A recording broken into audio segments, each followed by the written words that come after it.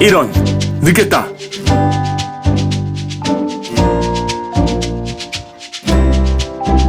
안녕하세요.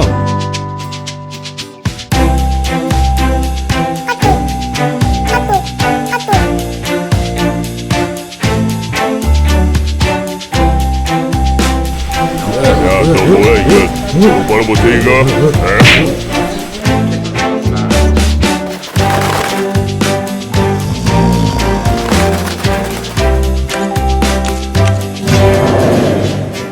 뭐야, 이건 예배가 아니잖아!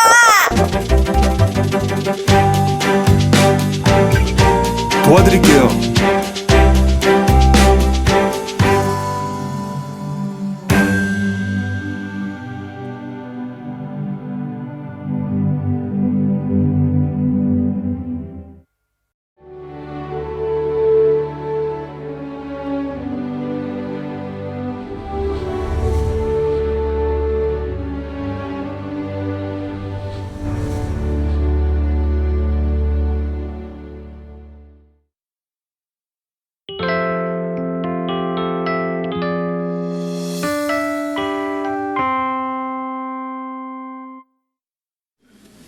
크리스찬이 된다는 말과 종교인이 된다는 말이 같은 것일까요? 기독교를 단순히 여러 종교 중에 하나라고 생각하는 사람에게는 크리스찬이라는 말과 종교인이라는 말이 동일한 개념일 것입니다. 그러나 기독교 신앙의 본질은 외형적 종교적 형식에 있는 것이 아닙니다. 살아있는 하나님과의 관계성을 말하는 것입니다. 그것도 living relationship with the living God, 살아있는 하나님과의 살아있는 관계성이 성경이 말하고는 기독교 신앙의 핵심이기 때문에 이와 같은 하나님과의 관계성을 외면한 채 종교적 형식만 추구하게 되면 본인은 잘 믿는다고 착각할지 모르지만 세상은 신앙의 본질을 떠나는 것입니다. 그럼에도 불구하고 오늘 많은 사람들이 교회를 다니고 나름대로 신앙생활을 하고 있음에도 불구하고 종교적 형식을 추구할 뿐 살아계신 하나님과의 관계를 소홀히 하는 경우를 보게 됩니다. 이것은 대단히 위험한 것이고 자칫 잘못하게 되면 종교주의에 스스로 속아 생명을 상실할 가능성이 있습니다. 요즘 아시는 대로 쿠바가 개방이 되면서 쿠바의 수도 아바나에 대한 기사가 신문에 많이 등장을 합니다. 어저께도 우리 교황이 그곳에 도착했다는 보도가 나오지 않았습니까? 아바나라고 하면 생각나는 인물이 하나 있죠. 어니스트 해밍웨이라고 하는 미국의 작가가 생각납니다. 이분은 그 지역에 7년간을 거하면서 우리가 흔히 알고 있는 그 위대한 작품들을 거기에서 많이 집필을 했습니다. 우리가 알고 있는 노벨상을 받았던 노인과 바다도 아바나에서 25km 떨어진 지점에서 그가 그 책을 기록한 것으로 알려져 있습니다. 그 외에도 무기여 자릴 거라, 누구를 위하여 정은 울리나, 주옥 같은 작품으로 전 세계에서 가장 유명한 문학가가 되고 부와 명예를 손에 잡았던 인물이 해밍웨이였습니다. 그런데 이분이 1961년도 어느 주일 아침에 아이다호에 있는 저택에서 엽총으로 자살함으로 생을 마감하고 말았습니다.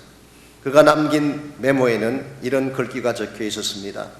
저의 인생은 배터리가 다 해버린 라디오 진공관처럼 공허하고 외로웠습니다. 아마 여기까지 스토리는 여러분들께서도 아시는 이야기일 것입니다. 그런데 제가 신앙잡지를 보는 중에 제가 미처 알지 못했던, 제 개인적으로 좀 쇼킹하게 느껴지는 또 하나의 사실이 그 잡지에 소개가 되어 있었습니다. 그것은 해밍웨이가 어릴 적부터 교회를 열심히 다녔다는 사실이었어요. 그의 할아버지가 선교사였습니다. 그의 아버지가 D.L. 무디와 가장 가까운 친구였고요. 해밍웨이 자신은 어릴 적부터 주일학교를 다니고 성가대에서 봉사하며 신앙생활했다고 합니다. 이와 같이 그들의 할아버지도 잘 믿는 크리스찬이었고 아버지도 잘 믿는 크리스찬이었는데, 그리고 본인도 정기적으로 교회를 다니고 선데스쿨에 출석까지도 했던 사람인데 왜 전기가 끊어진 진공관처럼 허무하게 그의 마지막 생을 마쳐야만 했는가? 여러 가지 많은 이유를 이야기하긴 합니다. 가족 사이에 대한 이야기도 하긴 합니다만은, 그러나 가장 결정적인 이유는 이것입니다. 그가 단 한 번도 살아계신 예수님과 인격적인 관계를 맺지 못했기 때문에, 이분은 그동안에 종교적인 삶은 추구했습니다. He pursued being religious. 그가 종교적인 삶은 추구했지만 살아계신 하나님과의 생명의 관계를 갖지 못했기 때문에 그는 종교적인 삶을 살았는지는 모르지만 결국은 하나님께로부터 끊어지는 불행한 인생이 된 것입니다. 그럼 이와 같은 일들이 해밍웨이 한 사람에게만 해당되는 것일까요? 저는 그렇지 않다고 생각합니다. 오늘날도 많은 크리스찬들 가운데는 종교적인 형식주의에 빠진 나머지 하나님 만나지 못한 채 신앙생활하는 사람들이 있습니다. 교회는 다니죠. 헌금도 합니다. 예배도 드리고 식사하기 전에 기도도 하고 심지어는 봉사나 구제나 선교 사역에 동참도 합니다. 외적인 형태만 보면 잘 믿는 그리스도인처럼 보입니다만은 그러나 그 속심령 가운데 살아계신 하나님을 만나지 못한 하나님과의 생명의 관계가 없는 그리스도인들, 이와 같은 종류의 크리스찬 모습들이 뜻밖으로 많이 있다는 것입니다. 이것은 대단히 위험한 것이고 불행한 케이스입니다. 혹시 오늘 여러분과 저의 삶 가운데도 하나님과의 관계가 소원해졌다든가 하나님과의 깊은 관계 없이 외적인 종교적인 형식적인 행동만으로 신앙생활을 하고 있는 사람이 있다면 우리는 마음을 다시 정돈하고 생명이신 하나님께로 나아가야 됩니다. 우리가 생명이신 하나님께로 나아가서 그분과 깊은 관계를 맺지 아니하면 성경이 약속하는 어떤 축복도 우리의 것이 될 수가 없고 우리의 미래나 우리의 영생도 보장될 수가 없는 것입니다. 그러므로 우리는 어떻게 해서든지 우리를 얽매고 있는 종교적인 형태를 깨뜨리고 참되신 하나님께로 나아가는 신앙 자세가 필요합니다. 우리가 어떻게 할 때에 종교적인 옷을 벗어버리고 좀 더 깊은 차원의 생명력이 있는 하나님과의 관계를 회복할 수가 있을까요? 오늘 같이 봉독한 본문에 보시면 외형적 율법의 형태를 추구하느라고 하나님과의 관계성을 소홀히 했던 유대주의자들에 대한 책망이 오늘 본문의 내용입니다. 말씀드린 것처럼 그 당시 유대인들은 율법이 그들 신앙의 근본이라고 믿었습니다. 그리고 그들이 추구해야 될 삶의 이상이 율법이라고 생각했어요. 그래서 그들은 안식일을 지켰습니다. 할례를 받았습니다. 금식도 하고 구제도 하고 절기 때마다 성전에 나가서 제사도 드렸습니다. 이와 같이 외적인 형태만 보면 경건하게 사는 신앙인처럼 보입니다만은 그러나 그들 마음 중심은 하나님께 있지 않았어요. 이것이 구약시대의 이스라엘 백성의 모습이기도 했고 신약시대에 와서 예수님 당시 때의 바리새인들이나 서기관들의 모습이기도 했습니다. 하나님에 관해서 알고 있고 하나님에 관한 많은 액티비티는 가졌지만 그들 속심령 가운데 하나님의 인재가 없었기 때문에 그들 삶의 열매는 탐욕으로 가득 찼고 거짓으로 가득 찼고 우상숭배로 가득 찼고 사람들에게 악을 끼치는 일들로 넘쳐나게 된 것입니다. 중간시대 문헌을 보게 되면요 피 흘리는 바리새인이라는 그런 이야기가 나옵니다. 이 바리새인들은 경건한 사람들 아닙니까? 율법을 준수하는 사람들인데 이 바리새인들 중에는 길이나 시장을 가다가 여자를 만나게 되면 혹시 여자의 얼굴을 보게 되면 7계명을 어길지 모른다 그래서 눈을 감고 다니다가 기둥의 얼굴이 부딪혀서 피를 철철 흘리며 다니는 바리새인, 이게 피 흘리는 바리새인이에요. 이 사람들은 얼굴에 난 그 상처를 경건의 자국이라고 자랑을 했습니다. 잘은 모르지만 개 중에는 손 가리고 눈 뜨고 본 사람들도 있었을 거예요. 이게 소위 말하는 종교적 외식주의입니다. 외형상으로는 경건해 보이는데 마음 중심에는 하나님이 없는 이와 같은 형식적인 종교주의적 삶 속에는 기쁨이 존재할 수가 없습니다. 생명이 있을 수가 없어요. 그러므로 이것을 깨뜨리고 참 살아계신 하나님께로 나아가지 아니하면 우리의 삶은 진정한 의미에서의 복된 삶이 될 수가 없는 것입니다. 어떻게 할 때에 형식적이면서도 종교적 수준의 신앙을 벗어버리고 하나님과 깊은 관계성을 추구하며 살아갈 수가 있을까요? 오늘 같이 봉독한 이 본문에 보시면은 하나님과의 깊은 관계성을 추구하는 단계가 오늘 본문에 나와 있습니다. 신앙적 성숙을 향해 나아가는 세 가지 단계. 그 중에 첫 번째 단계가 종교적인 단계입니다. 이 종교적인 단계를 넘어서야지 여러분은 더 깊은 하나님과의 관계로 나아갈 수가 있습니다. 23절 말씀을 보십시오. 믿음이 오기 전에 우리는 율법 아래에 매인받고 계시될 믿음의 때까지 갖췄느니라. 여기서 믿음이 오기 전이라는 이 말은 구속사적으로 표현을 하자면은 예수님께서 오시기 전을 말합니다. 즉 구약 시대를 뜻하는 것이고 율법 시대를 의미하는 것입니다.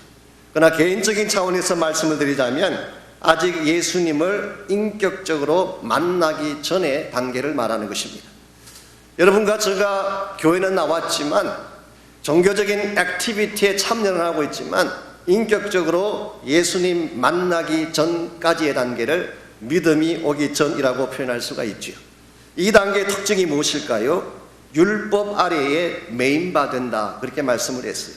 제가 필립이 번역한 성경을 봤더니 We are imprisoned by the law, 율법의 감옥에 갇힌 바 되어졌다, 그렇게 번역을 했어요. 율법의 조항에 얽매여서 종교적인 의무감에 묶여서 생활하는 방식을 설명하는 것입니다. 사실은 오늘 이 본문을 기록한 사도 바울의 과거 모습이 이와 같았습니다. 빌립보서 3장 말씀에 의하면은 사도 바울은 바리새인이었죠. 율법학자였습니다. 열심을 다하는 종교가였습니다. 율법의 의로는 흠이 없는 자라고 스스로 고백을 했습니다.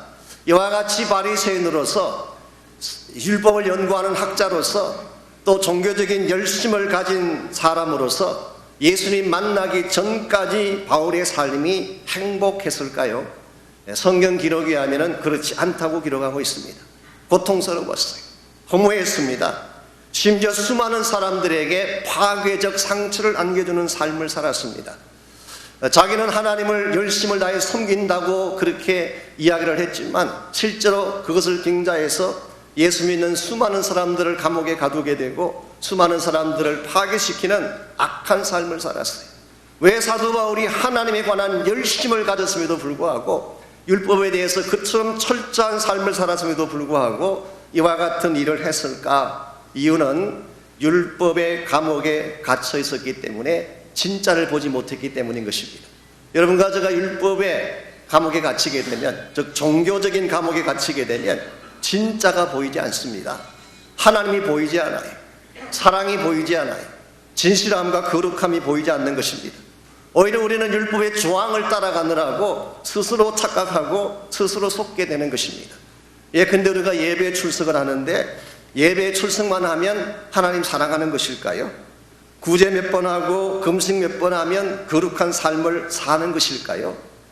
우리도 모르는 가운데 율법이라고 하는 굴레에 갇혀서 진짜 보아야 될 가치를 보지 못하고 정말 해야 될 아름다운 일을 행하지 못하는 것입니다. 이와 같은 삶은 결코 하나님을 기쁘시게 할 수 없습니다. 하나님은 우리가 가진 외적인 행동에 모든 것을 두는 분이 아니라 우리의 진심, 우리의 하트를 보는 분이기 때문에 그렇습니다. 사람들이야 우리의 외적인 형태를 가지고 속일 수도 있고 거룩한 척 가장할 수가 있지만 하나님은 속일 수가 없어요. 하나님 우리의 중심을 보시고 우리의 마음의 근본을 보시기 때문에 외적인 형태만 가지고 잘 믿는다, 잘 산다 말할 수가 없는 것입니다. 언젠가 제가 어떤 청년과 대화를 나누는 중에 그분이 이런 질문을 저에게 했어요. 본인이 하나님 앞에 작정을 하고 금식을 하고 있노라고. 그래서 매일 난 12시까지는 아무것도 먹지 않고 금식을 했다는 것입니다. 그랬는데 어느 날 분명히 12시가 되는 것을 보고 밥을 먹었는데 먹고 나서 시계를 다시 봤더니 그 시계가 사실은 5분이 빨랐대요. 11시 55분에 밥을 먹은 것입니다. 그리고 저에게 질문을 하기를 이럴 경우에도 금식이 유효한 것입니까? 이게 아주 전형적인 종교적 수준의 삶이에요. 제가 대답을 했습니다. 전극에 마음에 걸린다면 내일은 12시 5분에 식사를 하십시오. 어저께 못했던 5분을 채우면 되지 않겠습니까? 여러분, 시간을 맞추고 시간을 채우는 것이 중요한 것일까요? 왜 금식했느냐가 중요한 것입니다. 금식할 때 나의 마음의 중심이 무엇이냐가 중요한 것입니다. 하나님께서 보시는 것은 그런 거예요. 우리가 헌금을 드릴 때도 마찬가지입니다. 우리는 헌금의 액수, 헌금의 양에 굉장히 관심을 많이 갖죠. 물론 하나님께 전심을 다해 드리는 것은 좋은 것입니다. 그럴지라도 여러분이 헌금을 드릴 때에 의무감에서 드린다든가 사람들이 보기 때문에 어쩔 수 없이 드린다든가 심지어는 나에게 되돌아올 반대급부를 생각하고 드린다든가 이렇게 되면 여러분도 모르는 가운데에 율법주의에 묶이게 되고 종교적인 삶을 살게 되는 것입니다.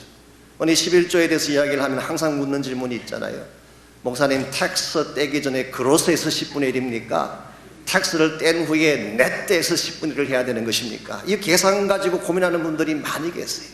여러분이 물론 그것을 정확하게 하는 것도 필요하겠지만 더 중요한 것이 있습니다. 하나님께 헌금 드릴 때 여러분의 마음이에요. 여러분의 사랑이 거기 담겨야 돼요. 하나님 은혜에 대한 감격이 있어야지 하나님께 드리는 물질이 가치가 있는 거지, 하나님이 무슨 돈이 없어서 여러분의 돈을 원하실까요? 아닙니다. 하나님은 여러분 자신을 원하세요.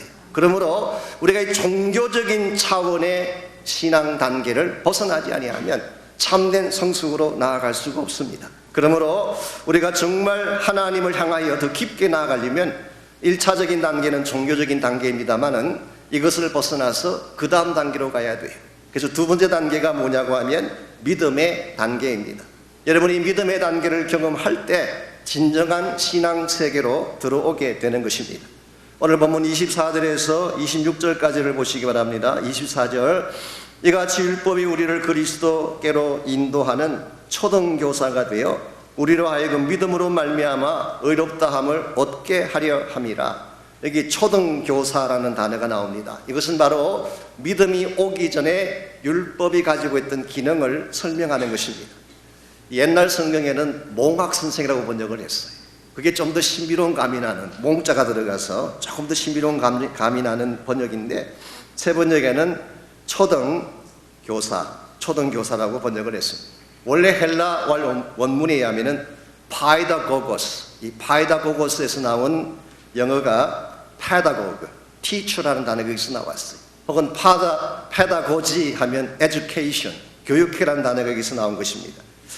고대 사회에서 이 파이다고고스라고 하는 이 단어는 고대 사회에서 주인집 아이를 가르치던 종을 지칭하는 단어였습니다. 그래서 tutor 혹은 school master 그렇게 번역할 수 있는 것입니다. 종이 주인집에서 주인의 아들을 가르칠 때 이것을 파이다고고스. 저는 여기에서 사도 바울이 의도적으로 율법의 지위를 섬기는 종의 위치로 낮춘 것이 아닌가 그렇게 생각합니다. 예수님은 하나님의 아들이죠. 그리고 여러분과 저도 예수를 믿는 순간 하나님의 자녀가 됩니다. 그 반면에 율법이라고 하는 것은 우리를 그리스도에게로 인도하는 종의 역할밖에 하지 못한다는 것입니다. 그래서 앞부분을 보시게 되면 우리 15절에서 22절까지를 보게 되면 바울은 이 사실을 좀 더 분명하게 설명을 해 주었어요. 17절 말씀에 하면은 율법이라고 하는 것은 아브라함의 언약보다 430년 뒤에 주어진 것이라고 설명했습니다. 하나님의 언약이 먼저예요. 하나님께서 아브라함과 언약을 체결하시고 믿음을 가진 모든 자들이 후손이 되어지는 이 언약이 먼저 주어졌고, 율법은 모세에 의해서 430년 뒤에 주어진 것입니다. 유대인들은 율법이 전부라고 생각을 했지만 사실 율법의 우선순위는 언약에 비교하면 한참 뒤떨어지는 것, 그걸 말한 것입니다. 19절 말씀에 하면은 율법이 주어지게 된 이유가 범법함으로 말미암아 더해진 것이다. 그러므로 율법은 처음부터 구원을 위해 주신 것이 아닙니다. 우리를 구원하기 위한 방편으로 주신 것이 아니라 우리가 범죄했기 때문에 우리의 죄가 무엇인지를 밝히고 드러내기 위해서 율법을 주신 것입니다. 그러므로 율법의 기능이라고 하는 것은 내가 얼마나 죄를 지었는가, 죄를 밝혀내는 기능으로 끝나는 거예요. 그래서 오늘 성경에서 율법은 나로 하여금 나의 죄가 무엇인지를 깨닫게 함으로써, 즉 구원자이신 그리스도를 필요로 하게 느끼게 함으로써 그리스도에게로 인도하는 초등교사에 불과하다, 그런 뜻이에요. 이런 측면에서 생각해 보면 율법 그 자체는 신앙의 본질이 아닙니다. 자, 그렇다면 무엇이 참된 믿음의 본질일까요? 25절, 26절을 보면은 참된 믿음의 본질이 잘 설명되어져 있습니다. 25절, 믿음이 온 후로는 우리가 초등교사 아래 있지 아니하도다. 너희가 다 믿음으로 말미암아 그리스도 예수 안에서 하나님의 아들이 되었다. 즉 믿음이 오신 이후로, 예수 그리스도께서 오신 이후부터는 더 이상 초등교사인 율법의 지배하에 있는 것이 아니라 오히려 이 믿음 때문에 우리 모두가 하나님의 아들이 되었다. 이게 믿음의 단계예요. 믿음으로 말미암아 하나님의 자녀가 되는 것, 믿음으로 말미암아 하나님과의 퍼스널 릴레이션십이 형성되어지는 단계, 이것을 우리는 믿음의 단계라고 부를 수가 있습니다. 여러분, 여기서부터 생명이 시작됩니다. 우리가 아무리 애쓰고 노력해도 우리 스스로 생명을 가질 수 없어요. 그런데 믿음으로 예수 그리스도를 영접하는 순간, 그때 하나님과의 관계가 회복되면서 생명이 시작되는 것입니다. 뿐만 아니라 이 믿음을 갖게 되는 순간 우리가 하나님의 자녀가 되기 때문에 하나님이 소유하신 모든 것을 누릴 수 있는, 하나님이 가지신 모든 유업을, 하나님이 가지신 모든 것을 유산으로 물려받을 수 있는 특권이 주어지게 되는 것입니다. 그래서 요한복음 1장 12절에서 영접하는 자, 곧 그 이름을 믿는 자들에게는 하나님의 자녀가 되는 권세를 주셨다. 예수님을 내 마음의 문을 열고 영접하는 순간, 영접하는 믿음을 통하여서 구원받게 되는 순간 우리에게 주어진 특권이 하나 있는데, 그 특권이 하나님의 자녀가 되는 특권이에요. 자녀가 되면 오늘 29절에 기록한 것처럼 약속하신 유업을 다 받을 수가 있게 돼요. 사실 하나님께는 모든 게 다 있습니다. 우리가 열망하고 우리가 바라는 모든 것들이 하나님께는 다 있어요. 하나님에게는 모든 자원도 있고 모든 능력도 있고 모든 특권이 다 들어있어요. 모든 축복이 하나님 안에는 다 있는 것입니다. 그런데 우리가 하나님의 자녀가 되면 하나님께 속한 모든 것을 우리가 함께 소유하게 되고 누리게 된다는 뜻입니다. 무엇보다도 우리가 이 믿음 갖게 되면 하나님이 여러분과 저에게 정말 주기를 원하시는 inheritance, 가장 소중한 유업인 천국을 유산으로 받게 되는 것입니다. 이것이 믿음의 단계로 왔을 때 우리가 누리게 되는 축복입니다. 여러분께서 믿음의 단계로 오지 않게 되면 아무리 오랫동안 교회를 다니셔도요, 그걸로 충분하지가 않습니다. 믿음의 단계로 들어와야지 하나님이 주시는 축복을 소유하게 되는 것입니다. 한 가지 참으로 안타까운 사실은 수많은 사람들이 교회를 옵니다. 예배를 드리고 가는데 그냥 예배만 드리고 돌아가지 살아계신 주님을 만나지 못한 채 종교적 단계까지 왔다가 돌아가시는 분들이 너무나 많다는 사실입니다. 사도행전 3장에 보시면은 날 때부터 안전병이 된 한 사람이 등장합니다. 성전 미문 앞에 앉아서 구걸하던 한 거지였죠. 여러분 생각에 그 안전병이의 불행이 도대체 무엇이라고 생각하십니까? 어떤 분들은 피지컬리 걷지 못하는 것이 불행이다 그렇게 생각합니다만은 그건 아닙니다. 여러분, 그렇다면 장애인은 다 불행해야 돼요. 그렇지 않지 않습니까? 걷지 못한다고 하는 것은 불편할 뿐이지 그것이 불행은 아닙니다. 혹은 어떤 분들은 이분이 가난하기 때문에 불행하다, 얼마나 가난하면 구걸하며 살았겠느냐 그렇게 설명하기도 하지만, 여러분, 물질의 많고 적음이 행복을 결정하는 건 아닙니다. 그러므로 가난한 것도 이 사람 불행의 진짜 이유는 아니에요. 그렇다면 이 사람이 진짜 불행했던 원인은 무엇인가? 그것은 성전 입구까지만 오지 성전 안에 들어가지 못했다는 사실이에요. 그는 매일 아침 성전 문 앞까지 옵니다. 미문이라고 하는 성전 입구까지만 왔다가 몇 번 구걸을 한 후에는 집에 돌아가고 했어요. 한 발짝만 더 들어가면, 성전 안에 들어가게 되면 속죄의 제사가 있습니다. 성전 안에 들어가면 하나님의 영광된 임재가 있습니다. 성전 안에 들어가면 하나님이 준비해 놓으신 엄청난 축복과 능력과 기도의 응답이 기다리고 있는데, 이 사람은 입구까지만 왔다가 돌아갔어요. 이것이 불행인 것입니다. 그때에 하나님이 베드로를 보내셔서 은과 금은 내게 없거니와 내게 있는 것으로 너에게 주노니 곧 나사렛 예수의 이름으로 걸어라 하고 그를 일으켜 세웠을 때에 사도행전 3장은 이렇게 기록하고 있습니다. 그가 성전 안으로 뛰어들어가 걷기도 하고 뛰기도 하며 하나님을 찬송했다고 했어요. 이 순간부터 이 사람의 인생이 바뀐 것입니다. 나사렛 예수를 만나고 지금까지 들어가 보지 못했던 성전 안으로 들어가서 그 성전의 영광된 복을 누리게 되는 순간부터 이 사람의 생애는 바뀌어지게 된 거예요. 오늘 여러분과 저의 삶도 마찬가지입니다. 우리가 아무리 오랫동안 교회를 다니고 여러 가지 많은 종교적인 액티비티에 참여를 했다고 할지라도 살아계신 주님을 나의 구원자로 영접하고 믿음 안으로 들어오기 전까지 여러분에게는 참 축복이 주어지지 않은 것입니다.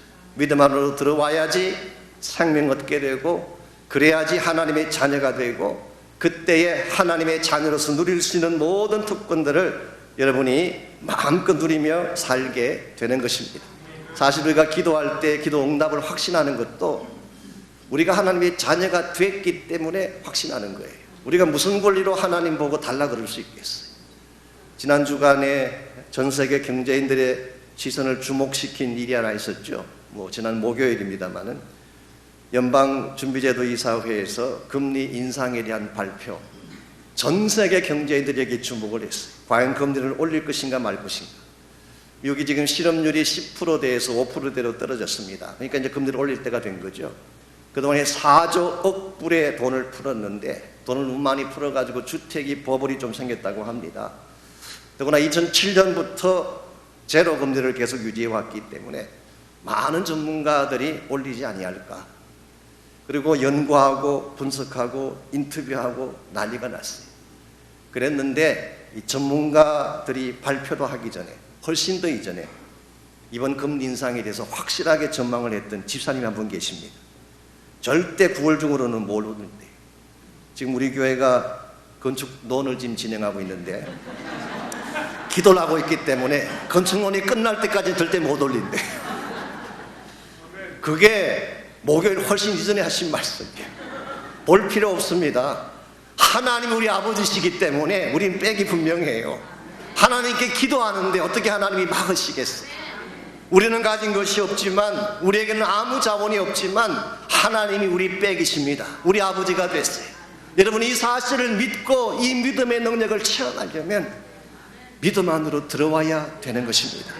문제가 많다고 탓하지 마십시오. 일이 잘 풀리지 않는다고 탄식할 필요 없습니다. 믿음 안으로 들어오게 되면 하나님 자녀의 권세를 누리게 되고 그때 여러분은 능치 못함이 없는 위대한 인생이 되는 것입니다. 이와 같이 우리의 신앙이 점점 성장해 가려면 1차적으로는 종교적 단계를 벗어나야 돼요. 그냥 외형적으로 교회를 다니는 형식적인 신앙 단계, 이걸 벗어나야 돼요. 두 번째는 믿음의 단계로 들어와서 하나님의 자녀로서 모든 특권을 가지며 살아야 되는 것입니다. 마지막 세 번째 단계가 자유함의 단계입니다. 우리가 믿음 안으로 들어와서 하나님의 자녀가 되는 것은 우리 신분이 변화되는 과정이라고 말한다면, 신분이 변화된 후에 어떤 종류의 삶을 누릴 것인가, 이것이 바로 자유함의 단계라고 할 수가 있습니다.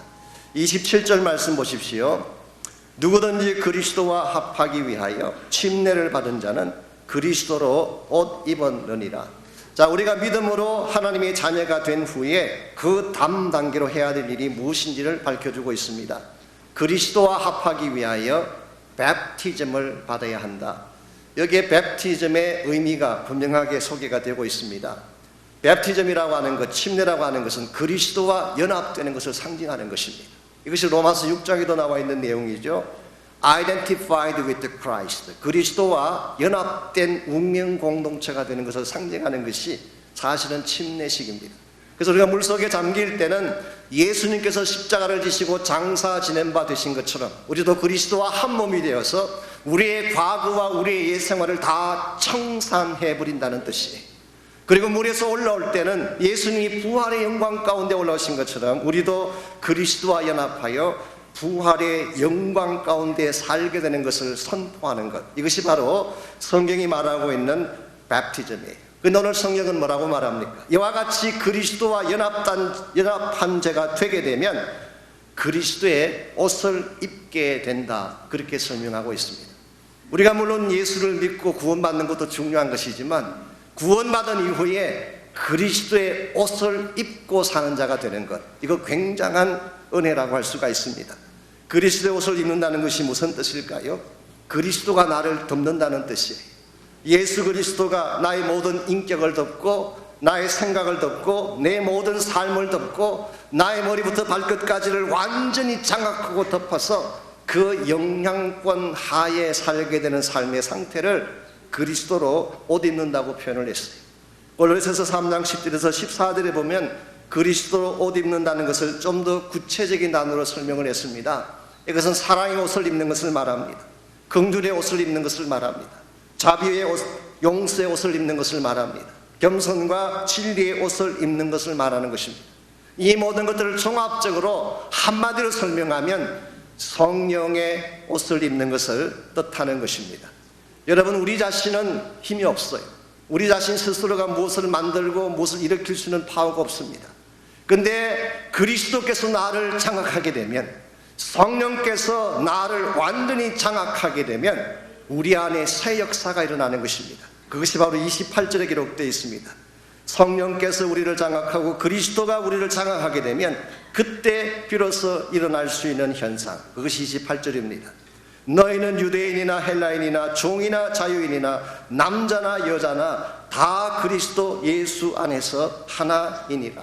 자, 이 말씀 보게 되면 그 당시 사람들이 겪고 있던 그 장벽들이 오늘 본문 속에 나열이 되어 있습니다. 소위 말하는 barrier, 장벽들, 가로막고 있는 벽들이 나와 있어요.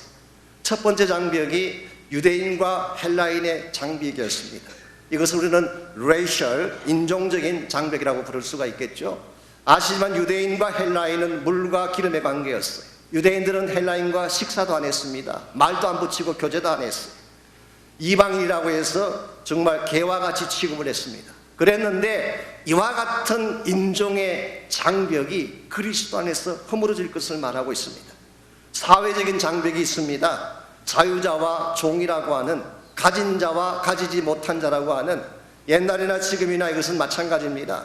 자유자와 종이라고 하는 이 사회적인 장벽, 여기서 한 걸음 더 나아가서 남자와 여자의 차등, 이것을 남녀의 차별이라고 할 수가 있죠. 이것마저도 그리스도 안에서 다 허물어지고 하나가 될 수 있다, 그렇게 말하고 있어요. 남녀 차별이 없어진다고 하니까 좀 염려는 되네요. 동성애를 말하는 줄 알고. 아닙니다. 이것은 남녀의 동등한 권리, 이것은 equality and partnership, 이걸 강조하는 것입니다. 여러분, 이와 같은 사회적인 장벽, 남녀의 장벽, 인종차별의 장벽, 이것은 나의 힘으로 절대로 허물 수가 없어요. 근데 우리가 예수님의 옷을 입게 되면, 그리스도의 옷을 입고 성령의 옷을 입게 되면 이와 같은 모든 장벽을 하나님이 깨뜨려 주신다는 것입니다. 그러므로 우리가 예수로 옷 입게 되면 우리 마음 안에 있는 내면의 장벽들이 깨어집니다. 우리를 가로막고 있는 환경의 장벽이 깨어지기 시작합니다. 내 삶에 절망을 안겨주었던 환경적인, 또한 여러 가지 주변적인 어려운 장벽들이 다 깨어지게 되고, 여러분을 결박에서 다 풀어내어 주셔서 자유케 하는 축복, 이것이 바로 그리스도로 옷 입었을 때 비로소 주어지는 축복인 것입니다. 그러므로 여러분께서 예수님을 믿고 그리스도로 살아가는 과정에서 정말 모든 장벽과 결박을 다 깨뜨려버리고 참된 자유함 가운데 살아가기를 원하신다면 그리스도로 옷 입어야 돼요. 예수 그리스도가 여러분의 머리부터 발끝까지를 가득 덮어서 여러분의 생각, 여러분의 인격, 여러분의 모든 것이 그리스도에게 장악당함으로 그리스도가 이끄는 대로 사는 삶을 살 때, 그때 여러분들은 참된 의미에서의 자유를 누리게 되고 하나님이 기뻐하는 엄청난 열매를 맺으며 살 수 있게 되는 것입니다. 사실 우리가 교회 생활을 하지만 우리 스스로 우리 마음속에 기쁨을 창조할 능력은 없어요. 기도를 하지만 때로는 기도가 막힐 때도 솔직히 있지 않습니까? 한국에 있던 목사님이 그런 말씀을 하신 걸 제가 들었습니다. 한 번은 그 환자들을 위한 기도를 이렇게 인도를 하시는데 치유받겠다고 한 자매님이 나오셨어요. 근데 기도하면서 목사님이 느낀 것이 있습니다. 뭔가가 꽉 막혀 있는 것입니다. 아무리 기도를 해도 기도가 되지 않아요. 이 자매님 마음 중심에 풀지 않은 무엇이 있다는 것을 그분이 인색을 하고 그 자매님에게 물었습니다. 도대체 왜, 어떤 문제 때문에 나오신 거냐 그랬더니 이분이 자신에 대해서 조금 설명을 해 주었습니다. 이 자매님이 한국에서 소위 말하는 인류대학을 나온 의사와 결혼을 했어요. 그리고 아시지만 한국에서는 MD라고 하면 이 사자가 붙은 자와 결혼하려면 혼수감을 엄청 가져가야 되잖아요. 혼수감은 혼수 상태에서 가져가는 것이라고, 어떤 정신 나간 짓이라는 그런 뜻입니다. 정상적으로는 가져갈 수 없는 것인데 완전히 혼수 상태가 돼서 가져나가는 것인데, 이 자매님도 진짜 엄청난 혼수감을 장만을 해서 결혼 생활을 시작을 했습니다. 그런데 결혼하고 나서 보니까 남편과 전혀 안 맞는 것입니다. 성격도 맞지가 않고 남편은 계속 외도하고 어느 날부터인가 자기 마음속에 깊은 정오심과 상처가 자리 잡기 시작한 것입니다. 이 마음 중심의 정오심과 상처가 꽉 장악하고 있으니까 교회 나가서 예배 드리는데 예배가 기쁘지 않아요. 찬양이 터져 나오지 않아요. 기도를 하려고 해도 기도가 막혀서 나오질 않습니다.